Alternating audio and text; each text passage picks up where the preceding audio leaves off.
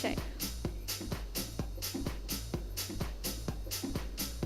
Today, we have the most dynamic Shri Kondapalli Srinivas Garu, Minister for MSME and NRI Affairs, Government of Andhra Pradesh. Thank you so very much for joining us today, sir. And I would love you to call onto the stage, and we would love to hear your insightful thoughts about this whole event. And while he is coming onto the stage, audience, can you put your hands together for our respected minister, sir, please? Thank you so very much, sir.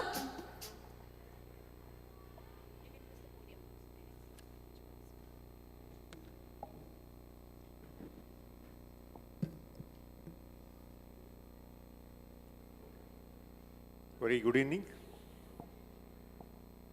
Would like to see how many of you are with us. Very good evening. Thank you.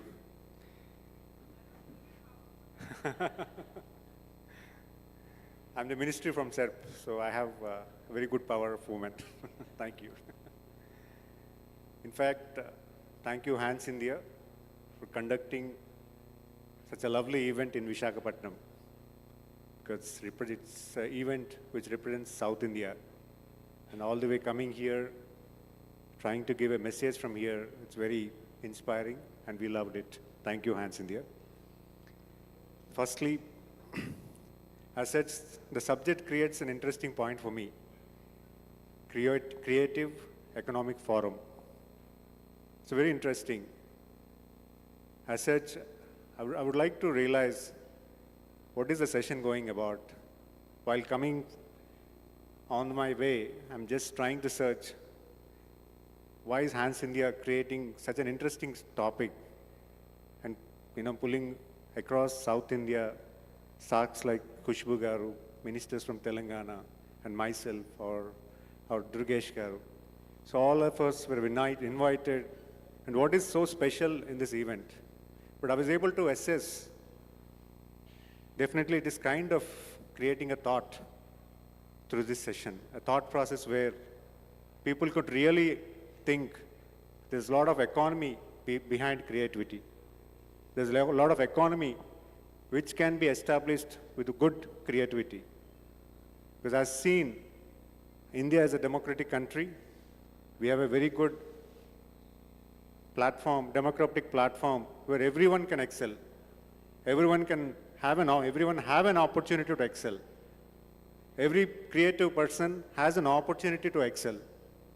And giving with the global digitalized world, and anything that's created in Visakhapatnam can be admired across the globe.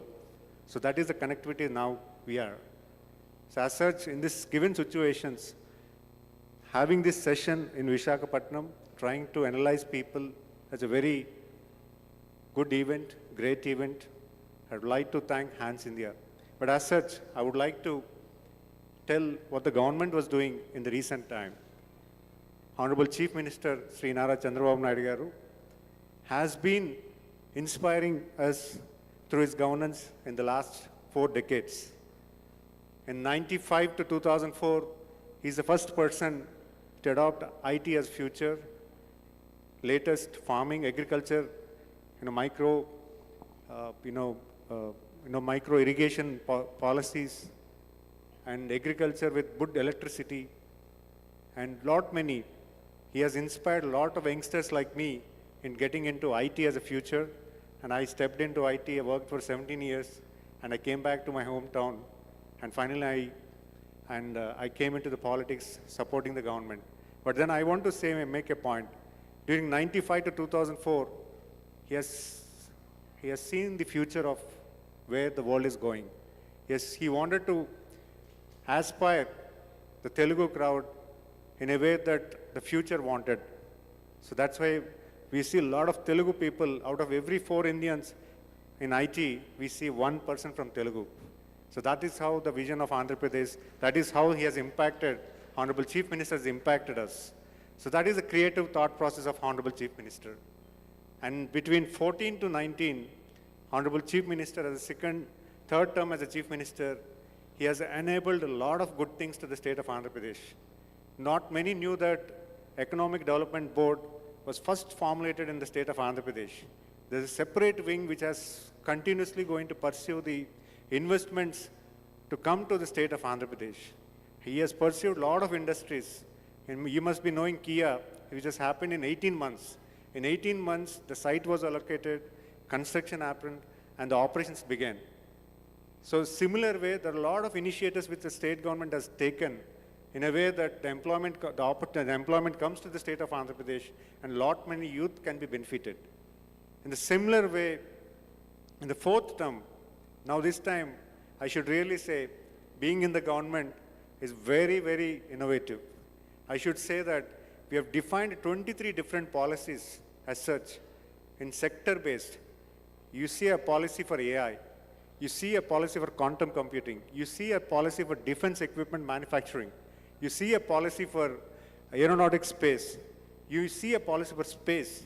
Like this, we have 23 different policies where people could really, who want to get into this idea of special industry, they can come to Andhra Pradesh. So that is why, even in the difficult situation, the state was able to bring in a lot of good investments to the state. We are having 25% of Indian investments coming into this country in this last 1 year. So that is how the vision of Honorable Chief Minister. So all this wanted to say is, he was very creative, he was very focused, he wanted to ensure good governance to the people of Andhra Pradesh. So that is why he adopted real-time governance. So not many knew that what is real-time governance. So there is a department which the state government has adopted, which any issue that comes in any village, any small or bad incident that happened in any small village, the government gets it in a very quick manner. And the government sends an email directly to the collector and the concerned department. Such incident, there is an incident happened in so-and-so village, you need to go and attend that. And the same email goes to the concerned department and concerned minister as well to respond to the event. So that is the real-time government which the state has adopted. That is how the technology has been adopted. In the similar way, we are adopting AI in governance. And we have my young minister, Mr. IT Minister, Honorable IT Minister, Nara Lokesh Garu. He has brought in the concept of WhatsApp governance. We have about close to 700 services which come in WhatsApp governance. So that is how the government is very creative enough to give a good governance to the state of Andhra Pradesh, to the people of Andhra Pradesh. There's so many to say, but I would like to say that creativity, creating entrepreneurship, because we see a lot of entrepreneurship that the state wanted to do, but as such, it's a real truth. It is a very real truth that idea is very much needed for any entrepreneur. If you have a good idea, there are so many companies to sponsor that. We have so many funding mechanisms where people want to fund for a good idea. So a creative mind is the most needed times for the current situation. So having this meeting, having this session here, inviting prominent people, discussing about creative economic forum is a very bright idea, and I would really applaud Hans India, and I'm very thankful that, because I couldn't push myself to skip this meeting. I had a very long day, but then I told, is it okay if I come at 9 o'clock? No, you should definitely come, even if we're okay at 9 also. So that's why I'm here to give a closing remarks instead of opening remarks. And thank you, Hans India, and having me here, and have a wonderful evening. And I'm very delighted to share this dais. Thank you, one and all. All right, thank you so very much, sir. That is a very, very empowering speech. And I would now request Kushbu ma'am and Supriya ma'am to please come on to